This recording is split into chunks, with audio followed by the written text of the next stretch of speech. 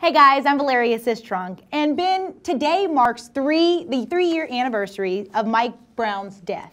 And although many more have been murdered at the hands of police officers since then, I feel like Mike Brown's death is just one of those first, like it brought national attention, back since the 90s, since Rodney King, of course Trayvon Martin was national, but that wasn't a police officer. Right. You know what I mean? Yeah, no, absolutely. Trayvon Martin kind of woke us up to the realities that have been there. Yeah. But Mike Brown, the shooting death of Mike Brown at the hands of Darren Wilson really kind of set things in motion. Right. The launch of Black Lives Matter, the different protests, Right. I mean, it was a national protest. I remember, as you can see on the screen, there were hundreds and thousands of people that came out, to stand against this, because not only did they murder Mike Brown, but they left his body out in the middle of the street for hours, and it was just a tragedy. See that interview with the mom, and I remember, and I can't believe it's been 3 years, because I remember working in Wisconsin at the time, and being the only black in my news station. When I tell you from the top to the bottom, I was the only brown person, feeling like I didn't have a voice, feeling like I couldn't speak up, and feeling like I couldn't really relate to anybody around me. That was just, it was crazy. When I saw what happened to Mike Brown, I said to myself and to some friends, I'm like, we have to be able to do something. But we were trapped in our 9-to-5 jobs, so we couldn't go and protest. And that's actually when I decided to start my show, my YouTube channel, to actually speak out because of what happened. And I remember how, you remember the images of how militarized the police were, and how they cracked down. And remember, it was so bad that even Fox News, by like the Thursday after Mike Brown was killed, Fox News was looking at the local police saying, what is going on with the police cracking down on the media, cracking down on protesters? It really got out of hand, but it was a flashpoint. And I like that you said that protesters,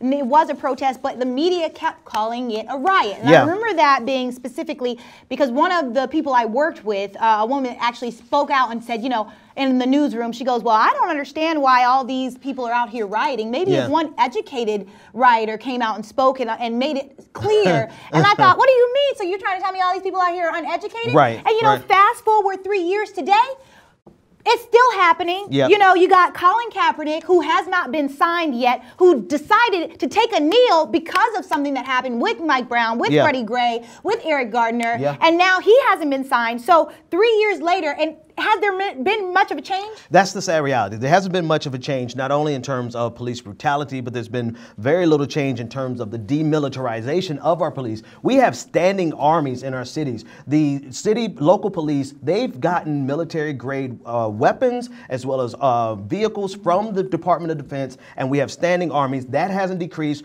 nor has the incidence of police violence on black lives and white lives, for that matter. At all. And I mean, I'm sorry to keep bringing it back to Colin Kaepernick, but I feel like he is the main voice for, bringing a light, to this.